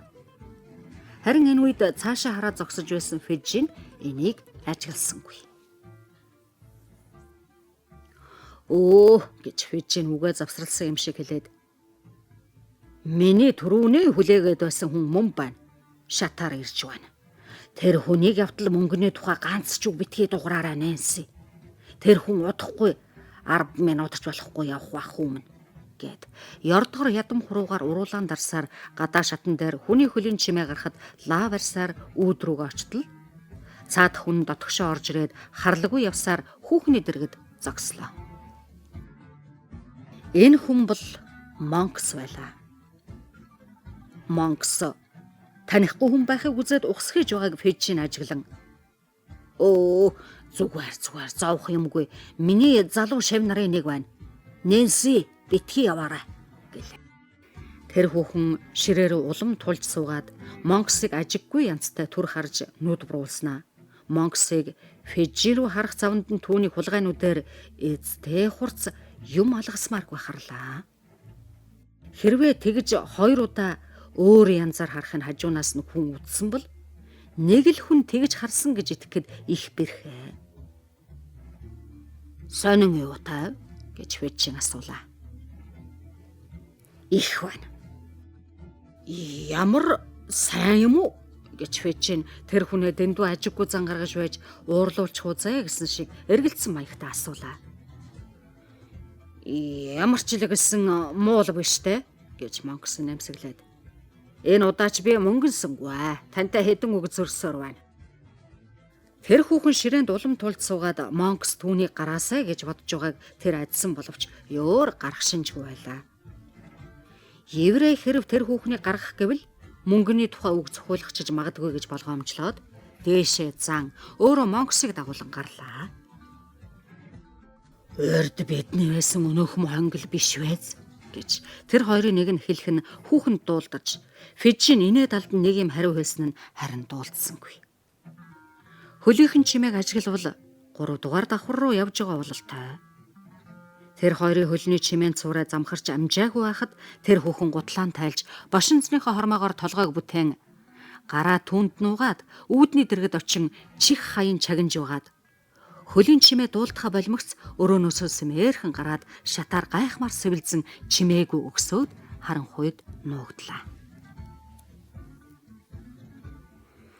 15 минут юм уу? Тэрнээс арай илүү болсны дараа тэр хүүхэн мөн сэмээрхэн гიშгэлсээр орж ирэхэд араас нь өмнөө хоёр эр шатаар бууж ирэн яваа хөлийн чимээ гарлаа. Монкс шууд гараад явчихад еврей мөнгө авах гээд шатаар дахин дээшээ өгслөө. Фижинийг эргээд орж ирэхэд хүүхэн альчуур малгайгаа өмсөөд явахыг бэлдэж байлаа.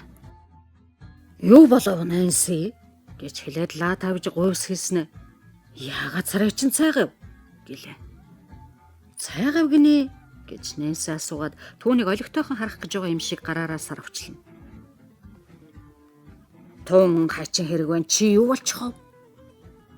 Юу ч болсон юмгээ хичнээн жуудахыг мэдэхгүй энэ бүх ч мөрөнд чи хүлээгээд л суулаа гэж Нэнси ёор ажиггүй хэллээ. За тэр чи яах вэ намайг одоо явуулаач гэлээ. Фижин зоос бүрийг шүүр салдан тоолж Нэнсийн алган дээр тавьж өглөө.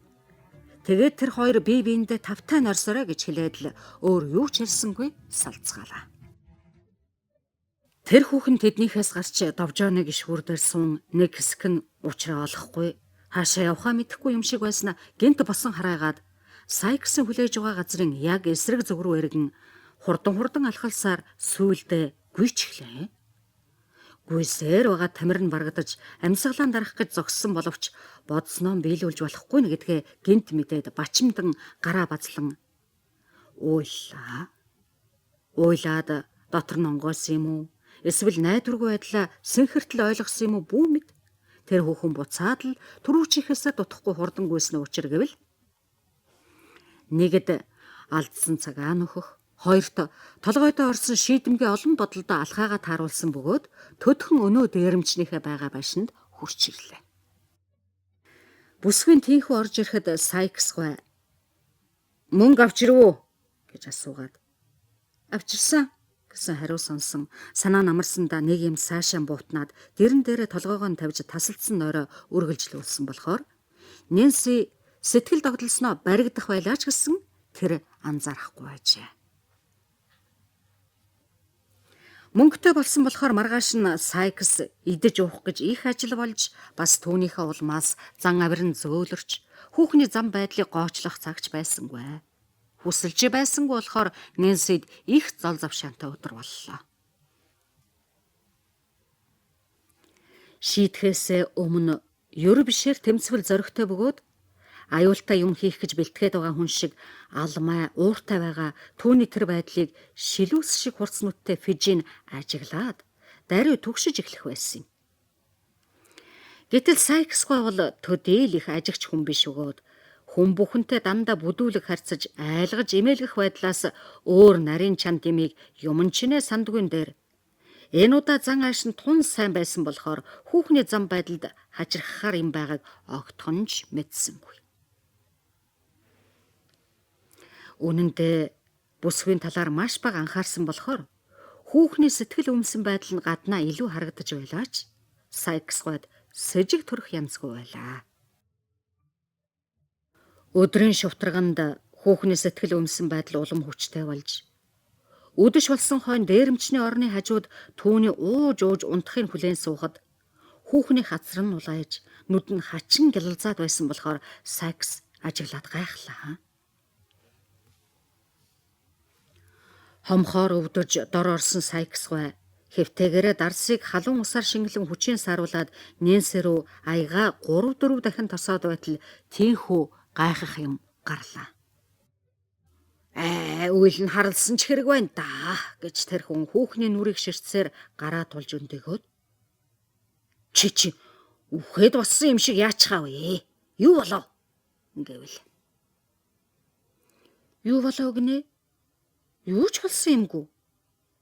Чи юунд намайг ингэтлээ муухай харав? гэж хүүхэн хариу хэллээ. Бас юу гээд мангуурч эхлэвдэ гэж Сайкс хүүхний гараас шүүрэн барьж бүдүүлгээс өгсчин. Юу болов вэ? Ямар санаа өвөрлөв чи? Юу бодов? гэж шаргаахад хүүхэн. Олон юм бодож байна бийлээ гэж жижигсхэн гараараа нүрээ таглаж. Гэсэн чи бурхан минь. Үүнд муу юм. Юу байгаа вүлээ? гэлээ. Зориуд цаваа байдалтайгаар хүүхний хэлсэн сүүлчийн үг нь муухай ширүүн харахаас илүү нөлөөг Сайкст үзүүлэх шиг боллоо. Би нэг юм хэлэх байна гэж Сайкс хэлээд. Хэрвээ чамд хомх халдаж өвчин болоогүй чинь үнэн болох. Өөр нэг ёр бишийн тэгтээ бүр аюултай юм болох янзтай байна да. Чи чараа. Адаан ч үгүй эцтэй золиг гэлээ. Араа яахгүй байгаа гэж. ертөнцөд чамаас илүү үнэнч хүүхэн алга. Тэрнээс биш би чамайг аль хэдийн 3 сарын өмнө багалзуурыг чинь огтлолгүй яах вэ? Лав хомх хүрээд ингээд байх шиг байна оо гэж Сайкс тэрнээс нүдэн салгалгүй бовтнолаа. Сайкс ийм хэлж сэтгэлэн амраагаад аягаа шавхаж дараа нь хараад загнасаар эм зэмээ ууй гэхэд хүүхэн яаруу басан хараж эмийн буруу харж аяган тийгээд дараа нь уулгалаа. За одоо миний хайж утсан. Битгий урууцараа л. Тэгэхгүй бол би чамайг өөрийгөө танихгүй болтол чинь өөрчлөөд өгье гэж дээрэмж хэлэхэд хүүхэн үгэнд нь орлоо. Сайкс түүний гарыг атгаж дэрээдэрлэн хэвтээд нүд салгахгүй ширтэхдээ нүдээ нэг анж, нэг нээсээр сүүлдээ би ямаргүй эргэж хэвтээд 2-3 минут хэртээ үүргэлснээ байн цочин өндийж ийш тийшээ мэлийн харж байснаа нэг өндих гэж оролдож угаад тэр чигээрээ таг унтаж орхилоо. Тэгээд өрөөсөн гарынхан атгааг тавьж нөгөө өргөж байсан гар нь ч доошоо аяархан бууж тэр өөрөө бүр ухаан алдчихсан юм шиг хэвтэрч байлаа. Хар тамхиныг чадахчаа болоо юу та гэж хүүхэн орных нь хажуугаас босонгоо шивнээд би ч ороодсон баха гэлээ. Малгай алчуураа түргэн өмсөж ороогоод нойрны юм уусан ч гэсэн Сайксын хүнд гар мөрнөөс минь базаад авч юуны магадав гэсэн байдалтай хэд дахин эргэж харснаа Сайксын ор руу өнгөж тэр дээрэмчний уруулыг үнсээд өрөөний хаалгыг сэмхэн онгойлгон гараад явлаа. Гол гудамж руу орох харанхуй нарийнхан гудамжинд манаач 9 цаг хагас болсон гэж хашгирч байлаа. Болоод удаж гин үү гэж тэр хүүхэн асуухад нөгөө манаач хүүхний нүрэнд гар дэнлүүгээ тусгаж хараад 10-15 минут дутуу байна гэлээ. Тэр хүртэл бүхэл цагаас наашгүй дээ гэж хүүхэн аман дотроо өгүүлээд манаачийн хажуугаар сугран гарч гудамж уруудан гуйлаа. Хүүхнийг Спитлфилдээс Лондоны зүүн үзүүр хүртэл явах замын дагуу хүн цөөтэй өргөн нарийн гудамжуудад байдаг хоршоо дэлгүүрийн олонх нь хаачихсан байлаа. 10 цаг болоход хүүхний яарах нь улам их болж явган хүний замаар гүйхдээ зүрх хүмүүсийг дайрчхан алдаж мордын бараг толгой доогуур шурган гарч олон хүн нэвтрэн гарахыг тэсгэлгүй хүлээж байсан хүн амтан багширсан гудамжаар үсрэн гарч явлаа. Энэ лав солиод уссан амтан байна та гэж хүмүүс түүний хойноос хараад хэлнэ. Хүүхэн ч цаашаа гүйсээр л байлаа. Түүний хотын нилээд баян хэсэгт хүрэхэд гудамжаар хүн амт нилээд цөөн үзэгдэнэ. Харин түүний яаран гүйж явааг харсан цөөвтөр хүн уламж их гайхан сонирхож байлаа. Зарим нь бүсгүй хойноос алхаагаа хурдсган ийм яаруу хаашаа явж байгаа юм бол гэсэн юм шиг байна. Зарим нь бүсгүй гүйцэж очиод хурдан гүйсээр байгааг нь гайхаж эргэн харна. Тэр хүүхэн хүн амтны хажуугаар гүйж өнгөрсөөр зорьсон газраа ойртоход ганцаараа боллоо. Бүсгүй очсон газар нь гайд паркаас холгүй орших хөл үмэн багтай сайхан гудамжинд хувийн зочид буудал байлаа. Тэр байшингийн хаалган дээрх дэнлүүний нүд гэлбэн гэрэлд хүүхнийг хүрчээхэд яг 11 цаг дугарлаа. Эхлээд тэр хүүхэн орох уу, байх уу гэж тэнэгэлсэн алхаагаа удаашруулснаа цаг 11 болсныг сонсон орой гэж шийдэх шиг болоод үүдний өрөөнд орлоо. Үүдний харуул нь алга байсан болохоор ийш тийшээ итгэл муутайхаа янзтай хараад шатууд явхад арийнхын хаалганаас нэг ганган авхаа. Жал бүсгүй. Хэнд хэрэгтэй явна да гэлээ. Энэ байшинд буусан авхаа хэрэгтэй байна. Авхаа? Юу авхаа? гэж өнөөх авхаа зөөрхөн харж асуухад Нэнси "Мэли авхаа" гэлээ. Тэр ганган авгаа Нэнсиг зөөцөн ажиглаж нэгээр хүнийг дуудан яриулахад Нэнси түрүүчээ хэлснээр давтлаа. "Хэн ирээд байна гэж би хэлэх үү?" гэж тэр зарц асуухад Нэнси Нэр хэлхийн хэрэг огт байхгүй. Тэгвэл ямар хэрэгээр ирээд байна гэх вэ? Энийг ч хэлээд хэрэггүй. Би тэр авхаатай уулзах хэрэгтэй гэхэд тэр зарц түүнийг хаалга руу түлхэж яв. Яшиг зайл гэлээ. Намайг түлхээд гаргуул гаргал да. Би л өөрөө л авгарахгүй гэж тэр хүүхэн эрс хашгираад би та хоёуланг ч чадчих юм хийхийг хичээе гэд тал тийшээ харснаа. Над шиг юм хөөрхөн амьтны гуйсны минь биелүүлээд өгөх хүн энд юр алга гэж юу гэлээ. Энэ байдлыг бусад зарц шивгчин зарц нарын хамт харж байсан томоотой байрын тогооч энэ уранд сэтгэл нь хөдөлж уг хэрэгт оролцохын тулд урагшаа давшин гарч ирээд. "Жоо, чи хэлээд өгөхгүй юу?" гэлээ. "Яах гээд байгаа юм?" гэж нөгөө хүн зурж. "Тэр залуу авахаа энэ шиг юмтай уулзна гэж та бодож байгаа юм биш үү?" гэлээ. Нэнсиг ингэж муу хүн гэдгийг мэдэгдэхүйцээр хэлэхэд дөрвөн шивгчнээ цээж цухалдан уурсаж "Энэ бузар амтан эмэгтэйчүүдийн нэрийг гутаах нэ" гэж омогдцоогоод хайрлж өрөвдөх юмгүй гууруу түлх гэж эрс шийдэмгээ шаардцгаалаа. "Яавал ядаа намайг" гэж тэр хүүхэн бүсгүйчүүд рүү хандан хэлээд. "Харин эхлээд миний гуйсныг гүйцэтгэж. Бурхан минь гуйсныг дамжуулж өгөөч" гэлээ. Зөөлөн сэтгэлж тогооч төлөөнөө гуйсан болохоор анх гарч ирсэн хүн тэр хүүхний гуйлтыг биелүүлэх болоод аанаа нэг кило шатны гишгүүр дээр тавьж "За тэгээ юу гэж хэлэх юм бэ?" гэж асуухад Нэнси. "Нэг залуу хүүхэн ирээд байна. Мэйлийн авхаатай ганцаарнтай нь уулзах гэсэн юм гингээрээ. Тэгээ миний хэлэх анхны үгийг л сонсвол цааш нь гүйцэд сонсох юм уу? Эсвэл намайг худалч хүнгээд хөөж гаргахгүй гэдг нь мэдэгдэн шүү дээ гэж хэлээрээ" гэлээ. "Миний бодоход та арай л хатуурхаж байна да" гэж тэр зарц хэллээ. "Та миний хэлсэн үгийг дамжуулж хэлээд юу гэхин сонсоод ирэлдэ" гэж хүүхэн хатуухан хэлэхэд нөгөө зарц шатаар гүн өгслөө. Нэнси тэдгээр шивгчин эрхэм авхай нарыг их л олон удаа элдвэр басамжлан чанга хашгиралтахад уруулан чичирч царайн цөнхийж дотор нь цухалдаж байлаа. Нөгөө зарц эргэж ирээд залуу хүүхнийг "Нааш хүрээдэр гэж байна" гэхэд шивгчин нар уламж олон юм хэлж зөөвөрхөн басамжллаа. "Энэ ертөнцид дог байх гэдэг ч муу хэрэг биш шүү" гэж нэг шивгчин хэлэхэд "Алтнаас үнэтэй гуйлч байдаг" гэж бас нэг нь хэллээ. Гурав дахь нь "Үгүй, энэ хадагтай нар чинь ингэхэд юугаар бүтсэн улс байх нь вэ?" гэж гайхахад дөрөв дахь нь "Ичгүүртэй юм" гэж тэдгээр Диана нар дөрвүүл зэрэг давтан хэллээ.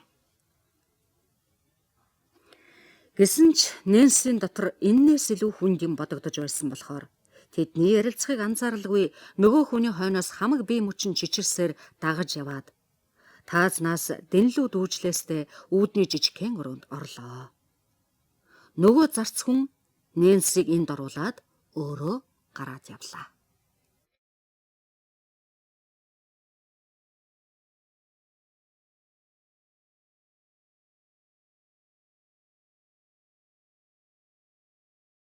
Дуучдгээр бүлэг. Төрөвчийн бүлэгт гарсан явдлын үргэлжлэл болох хайчрахмаар нэгэн уулзалтын тухай өгүүлнэ.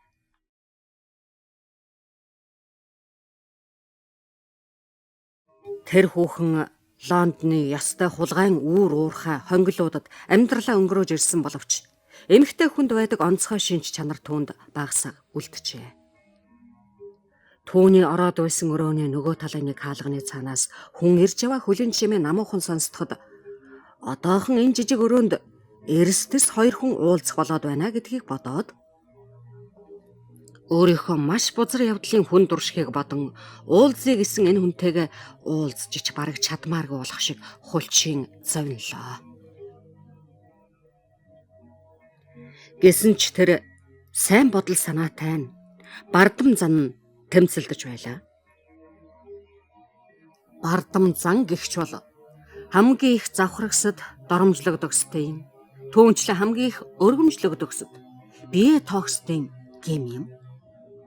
Хулгайч дээрэмчидтэй нийлж тэдний үүр уурхайд завхран дүүжилбэл зохих хамгийн жигшүүрт гэмт хэргийн туслагч авсан энэ бузар булаа хүүхэн сул тал гэж боддог. Ер нь бүсгүй хүнд байдаг бөгөөд түүний хар нэлхаасаа ядуу амьдралын эрхээр хагтсан хүн төрлөختний ёстой ганц холбож байгаа өөч сэвч байдал гаргах гэсэн нь дэндүү бардам харагдана. Нэнси өөрийн өмнө хурч ирсэн гойлог сайхан хүүхнийг харахаар хөмсөг сөхөөд дараа нь доош харснаа ажиггүй янз гарган толгой сэгсрээд. Тантай уулзна гэдэг чи яггүй хэцүү юм байна да ухаан минь. Хэрвээ би бусдын адил гомдоод яваад өгсөн бол та хожим гашуудах байсан баха. Аргагүй л тэх байсан бах. Гэхэд Роз. Хэрв танд хэн нэгэн хүн муухай аашилсан бол тусгүй хэрэг болж дээ. Гэсэн чи нэг их юм бодоод яах вэ? Харин надтай юу гэж уулзах гэснээ хэлэхгүй юу? Би таны уулзъя гэсэн хүнд нь байна гэлээ. Ийхүү ээлдэг зөөлөн учир байдлыг тунгаан их зангүй, эвгүйцэлгүй хэлэхэд Нэнси жигтэйхэн гайхан баярлаад юу юугүй уйлж. Хадагтай минь гэж нүрэ тачаад нь таглаад. Хэрв тань шиг хүн олон, над шиг хүн цөөн байсан бол осоо. Цөөн байхсан гэлээ. Суу гэж Роз шаардангуй хэлээд. Хэрв та ядуурсан буюу зовлонд нэрвэгдсэн бол би чадах ядгаараа туслая. Үнэхээр туслая. Суу гэвэл тэр хүүхэн уйлсан хэвээрээ. Суулгүй яа хадагтай. Миний учрыг сайн мэдхийн надтай ийм ээлдэг ярилцаад яах вэ? Оройч болж байна. Үүд чинь хаалттай юу? Гэвэл Роз. Хаалттай гэд хэрэгтэй цагт нь тус болох гэж ойртож байгаа юм шиг хідэн алхам ухарч. Юу гэж гэлээ. Тэр хүүхэн. Би өөрийн амигч, бусдынхаа амигч таны мэдэлд өгөх гэж байна. Би бол Пинтовил дэх байшингаас Оливерыг нэг орой гараад явахт нь тэрнийг Фижийн өвгөнд аваачиж өгсөн хүн. Гэхэд Роз мэлээ. Та юу гэж дуалдлаа.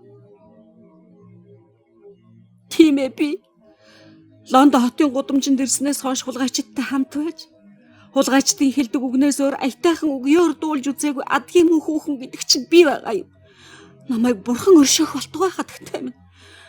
Намайг орхиод явчихыг битгий бодоорой хадагтай. Би овор ихтэй болохоос биш залуу хүүхэн шүү дээ. Гэсэн ч би хал үдсэн хөн. Намайг гудамжаар өнгөрөхөд адгийн ядуу авгайчулч надаас зүхтаах юм. Яасан амар хэрэг вэ? Гэж Роз хэлэнгээ тэр хачин хүүхнээс өөрийн ирэхгүй гэдрэг ухарч хөндөрлөө. Бурхандаа залбир ирэхэм хатагтай гэж Нэнси хэлээд. Таныг хар нэлхаас чинь эхлээд харж халамжлах сайн нөхөд байсны ачаар над шиг өлгийтэй байхасаа эхлээд хөрч таарч өлсөд цангаж арх дарс уурлаж төрөмгөөлөх элдэн муу бүгдийг үтсэнгүй. Хүн амтангүй нүх хонглоод миний өлгий болж байсан. Бодвол миний үхэх газарч болох биз гэлээ. Хөөрхий минь дээ өрөвдөж байна гэж Роз чичирсэн хоолоогоор хэлээд. Таны ярьсныг сонсоод зүрхмэн шимширч байна гэлээ. Сайн зантай таныг бурхан өршөөг. Заримдаа би ямар шүү байдалтай болдгийг та мэдвэл та үнэхээр их өрөвдөн. Хэрвээ тэд намайг чагнаж мэдснэ танд хэлэхээр энд ирж гэдгийг мэдсэн бол намайг лаваалах байсан. Тэгэхээр би нууцаар ороод ирсэн. Та Монкс гэдэг хүнийг мэдэх үү? Гэхэд Роз мэдгүй гэлээ. Тэгвэл тэр хүн таныг мэдэж байна. Таныг энд байна гэж мэдэж байна. Ингэж ярилцахын би чагнаж мэдээд л таныг олж ирлээ. Би тэр хүний нэрийг сая л сонсч байна. Тэгвэл тэр чинь танайхнаар эрэхтэй нэрээ өөрчилдөг байх нэ. Тиймч байж магадгүй гэж би тааварлсан юм. Нилийн түрүүнд танайхныг дээрэмдэх гэж цонхоор чинь Оливерыг оруулсан тэр шүн. Би энэ хүнийг сэжиглээд Фижийн тэр хоёрын харах үед ярилцаж явахыг чагнасан юм л да. Тэгээд би сая танаас асуудаг хүн чинь Монкс гэж мэдсэн юм аа. За мэдлээ гэж Роз хэлэхэд Нэнси цааш нь. Оливерыг Манайхны бас 2 жаалтаа явж байхад Монкс харсан байж. Яг тэр өдөр Оливер алга болсон. Тэгээд ямар учиртай юм бүү мэд. Монкс Оливерыг ирж авсаар тэрнийг нэг газар олж хараа таньсан гин. Фижин тэр хоёр ярилцаад хэрвээ Оливерыг олж авбал Фижинд мөнгө өгнө. Хэрвээ Оливерыг хулгайч болгож чадвал бүржих мөнгө өгнө гээд. Харин тэр Монкс өөртөө ашиглах гээд л улааж байгаа юм байна л да. Яах гэж байгаа юм бол гэж Роз асуулаа. Би мэдэх санаатай үгийн чагнж байтал тэр миний сүүдэр ханан дээр туссныг ажиглаад би л тулдаа зайлж чадсан л да. Тэгээд өчигдөр орой хүртэл тэр хүн үзэгдээгүй байлаа л да. За тэгээ юу болсон? Би одоо хэлж өгье хатагтай минь. Өчигдөр орой тэр дахиад ирсэн.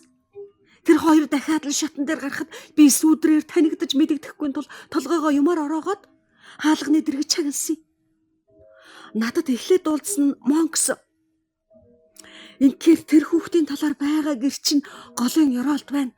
Харин тэрний эхээс түүнийг олж мэдсэн хөгшин нь өгөр авсандаа ялзарч байгаа юм байж гэж хэлээд инээхэнд уулзсан л да. Тэгээд энийг яаж мэдснээ ярьж Монкс Оливерийн тухай ярихтайгаа зэрэг уурн хурч тэржаал. Тэр залуу чөтгөрийн мөнгийг гимгүй зарж байгаа бол өөр аргаарч олж авч болох л байсан юм да гэд эцгийн их юм болж гэрээсэлсэн гэрээсийг шоолцгоо. Хүүхдийг барьж аваад хотын бүх шоронгийн дангаар хэсүүлж бас чадлыг ашиглаж байгаа сүлд нь нэг шалтак олж дүүжлөхт өгвөл хижийн лав амархан гүйцэтгэх байлгүй яах. Тэгвэл яасан зугаатай байх бол гэж Нэнси ярихад Роз юу гэсэн нэрвэ гэж хэллээ. Миний амнаас гарч байгаа ч гэсэн үнэн шүү хатагтай гэж тэр хүүхэн хэлээд. Монкс дараа нь таны үл мэдэх миний дассан хараа зүгтэг зангаар авирлаа. Хэрвээ би тэр жаалын хүзүг нь хуг муш гэж өөрөө гимгүү молторч харуул хорсон дотроо онгойлгохсон. Гэтэл ингэх боломж алга ингэхлээр хизээ ямагт анаатай байж тэдний амьдралд гарах өөрчлөлт бүхнийг хянан мөрдөнө. Тэгээд би тэрний гарал үүсэл амьдралыг мэдэх болохоор надад давуу тал байна. Тэгэхээр би тэр жаалыг хорлж чадах байх гэж бодож байна гэснэ. Ер нь тавчаар хэлвэл Фижи минь ийм байна. Та хэдийгээр еврей хүн ч гэсэн над шиг энэ Оливер дүүгийнхэн төлөө ингэж чармайж байсан удаа үгүй шүү гэж хэлээ. Гэлээ. Дүүгийнхээ төлөө гинэ гэж Роз туулдлаа. Тэрний л үг шүү дээ гэж Нэнси айсан байдалтай тал тийшээгээ харлаа. Ерөн Сайкс дэрэгдэн байгаа юм шиг санагдах болохоор ярьж байхдаа бараг дандаа ингэж байлаа. Бас өөртөө юм ярьж инлээ. Нөгөө авхай та хоёрыг ярихдаа ямар гайгаар бурхны өршөөл буюу чөтгөрийн хүч Оливерийг та нарын гарт оруулаа юм болоо гэж инээж гисэн ч бас ашигтай тал байна. Юу гэвэл хэрэв мөнгө нь байдгийн бол тэд хоёр хөлтэй нохоогоо мэдэж авахын тулд олон мянга түм мөнгө өгөх ёстой гэж хэллээ. Гэвэл Розын царай маш их зэвхий дан. Нэрэн үнээс ингэж хэлж байгаа юм болоо да гэж асуулаа. Яста шүдээ зун зансаар хэлж инлээ гэж хүүхэн толгоогоо сэгсрэ хэлээд. Тэр зэвүүн хөрсөн үедээ тоглож маягладаг хүн биш ээ. Тэрнээс муу юм хийдэг хүн олныг мэднэ би. Гэсэн ч Монксын үгийг нэг сонссон даруул тэдний үгийг олон 10 дахин сонссон мэн дээр. За одоо орой болчихж ямар хэрэгээрээснээ сэжиг авахгүй бодож бүшүүхэн харилгүй гойргүй. Би яах вүлээ? Ийм юм дуулаад танигүйгээр надад ямар тус байх вүлээ? Та харих гэж юу? Таны хэлснээр тийм амар улсын бол буцаж очиж яах юм? Хажуугийн маань өрөөнд нэг ноёнтон байгаа. Би одоохон дуудаж ирвэл чадна. Тэгээд саяныхаа ярьсныг тэрүүнд ярьж игэл бүтэн хагас цаг хүрэхгүй дотор аюулгүй газар оруулаад өгнө штэ гэж Роз хэлэхэд тэр хүүхэн. Үгүй би буцмаар байна. Буцлахгүй бол болохгүй. Учир байна хатагта. Би яаж ч тань шиг ариун авахад тийм хэлэх үлээ те. Учир байна. Танд ярьсан улсын чинь дотор нэг хамгийн зөвхөрсөн хүн байгаа юм. Би тэрнээс салж чадахгүй. Одоогийнхаа амьдралаас салъя гэж бодсон чадахгүй гэлээ. Тэр хөөрхий жаалыг та урдаас өрөвдөн бодоод ийм осолтой байдал дундуур явж дуулж сонссноо надад хэлэх гэж ирсэн чинь Бас таны янзыг харахад огт худлаа хэлсэн шинжгүй байна. Мөн урдынхаа явдалд гэмшиж байгааг чинь үзэхэд та засарч чадах хүн байна гэж энэ сүрхий хүүхэн хэлэхэд нулимс нь хацрын дагаад урсаж байлаа. Би ч тантай адил бүсгүй хүн. Миний гуйж байгааг бодтоо. Таныг өрөвдөж хайрлсан үгээ хэлж байгаа миний гордлого тасрахгүй байна. Миний хэлсэн үгийг бодооч та. Би таныг аварч сайн сайхан явуулах болгоё гэлээ. Хатагтай гэж өнөө хүүхэн сөхрөө. Эрхэм хайрт ариун хатагтай. Ийм өршөөл сайхан үгийг би бүх насандаа танаас л сая дуулж байна. Энээс хэдэн жилийн өмнө ийм үг сонссон бол би өөрийн нүгэлт зовлонт амьдралаа салж чадах байсан. Гэсэн ч одоо даанч өнгөрч гэлээ. Нүглээ намжилж гэмшихэд оройдох гэж байдгүй маа гэж Роз хэлэхэд дотор нь цухалдан зовж байсан тэр хүүхэн. Оройдч. Би одоо тэрнийг орхиж чадахгүй. Тэрнийг үхлийн гэмтэн болгож би чадахгүй нэ гэлээ. Яалаа гэж та гэмтэн болох юм? Тэрнийг юу ч аварч чадахгүй. Хэрвээ би танд хэлснээ өөр хүмүүст хэлээд тэднийг бариулах болгосон бол тэр ч үхэх нь гарцаагүй. Хичнээн зоригтой, хичнээн хэрцгий гэж бодно. Тийм хүнийг бодоод хоочоо бодохгүй, аюулаас даруй гарахаа бодохгүй байх гэж юу? Солиорсон хэрэг юу гэсэн үг вэ та? Би учрыг мэдэхгүй. Ийм байгаагаа л мэдэж байна. Над шиг олон зуун мус амьтад цөмөл ийм байдаг гэдгээ мэдэж байна. Өөр мэдэх юм надад талах. За би буцалгүй гаргүй. Ийм нүгэл мууяр үйлдсэн маань Бурхны таалалч юм уу хэмээх. Намайг зодож анчин тарчлаадаг ч гэсэн яах вэ? Заавал ожмаар санагдаад ах юм. Би ер нь тэрний гарт үхэхээ мэдлээч гэсэн мэдсээр байгаад л үхэхүнд. Би яавал зохих вэ? Таныг ингэж явуулчихмааргүй байна. Явуулах хатагтай минь явуул гэж тэр хүүхэн хэлэнгээ босч. Та өршөөлт сайн хүн болохоор намайг явуулахгүй. Явуулахгүй гэдгийг би мэдэж байна. Танаас би элдвээ юм шаардаагүй. Ууланч тэхээс буцахгүй хүн шүү би. Тэгвэл таны хэлж ирсэн мэдээт нь ямар хэрэг болох вэ? Тэр нууцыг олж мэдэх хэрэгтэй. Тэгэхгүй бол өнөө таны авраасаа гэж байгаа айлын өрт чинь ямар ашиг болох вүлээ? Энийг чинь сонсоод нууц хадгалж үг зааж өгөх сайн хүн танд эрхэвч бий байлгүй. Тантай уулзах хэрэг гарвал би таныг хаанаас олох вэ гэж Роз дараалан асуугаад. Би тэр айхтар улсуудыг чинь хаана байдгийг мэдхийг хүсэхгүй. Харин энээс хойш та чухам хаагуур хэдий үед зугаалan явдаг буюу эсвэл явж өнгөрдөг газрыг чинь мэдэх юмсан гэлээ. Та тэгвэл миний нууцыг чанд хадгалж ганцаараа юм уу эсвэл нууц мэдэх ганц хүнтэйгээл ир. Намайг харж мөр мөшгөхгүй байна гэж амхүү. Амлж тангарглая. Хэрвээ би амьд байвал нэм гархийн орой 11 цагаас 12 хүртэл Лондон гүр тэйгүр явж явах болно гэж тэр хүүхэн шууд хэллээ. Жаахан азнахгүй юу та гэж Роз тэр хүүхнийг үүд рүү ухсгийгт нь хэлээд. Та өөрийнхөө амьдралын байдлыг тэр байдлаас ангиж ирч болох юм гэдгийг дахиад нэг бодооч. Та надад тэр мэдээг өөрөө хэлж өгсөн. Мөн та бол бараг өнгөрчөөд байгаа бүсгүй хүн болохоор би таныг зүгээр харж хайж болохгүй. Таныг ганц зүгээр аварч чадах байсаар байхад та тэр дээрэмчин бүлэг тэр хүн дээр нэрээ эргэж очих гэж юу? Буцаж очиод зовлон зүдүр амсаж суухын хэрэг юу байна? Бодооч та. Яасан зүрх вэ? Миний хэлж байгаа үг өчүүхэн ч хүртээлгүй байна гэж юу? Даанчт. Тэр аимшигтай муухай юмнаас чинь ангижруулах ямар ч арга алга гэж юу? Гэвэл тэр хүүхэн зоримгоор. Тан шиг ийм залуу, ийм сайн, ийм гой хатагтай нар хүнд дурлаж сэтгэл зүрхэн өгсөн цагт чинь амьдралыг бүрэн төгөлдөр байхын эрхэнд та нар орох оронтой харж үзэх найз нөхдөдөө ч гэсэн дурлалын дуудсан зүгт аргагүй л очиндоо. Над шиг авсны таглаанаас өөр толгой хоргодох оронгүй. Өвдөж өгөх цагт эмнэлгийн асрагчаас өөр харж үзэх хүнгүй хүн. Ямар нэг эр хүнд завхарч гүйцэн сэтгэл зүрхэн өгөөд цовлонд амьдралынхаа туж хоосон явсан тэр орыг дүүргэх болж гин. Биднийг хэн засаж чадна байх гэж бодохтой. Хатагтай минь биднийг бодож харал. Бидэнд бүсгүй хүний ганц нандин тэр сэтгэл үлдээд тэр нь их гайгаар бидэнд амар заяа үзүүлэхгүй. Харин уламж дарлуулж тарчлуулах болгодог болохоор биднийг өрөвдөж үзэх хатагтай гэвэл Роз түр дуугүй яснаа. Та надаас хэдэн мөнгө ав? Юу ч гэсэн дараа дахин уулзтлаа муу юм хийхгүй байж болоход чинь тус болж магадгүй.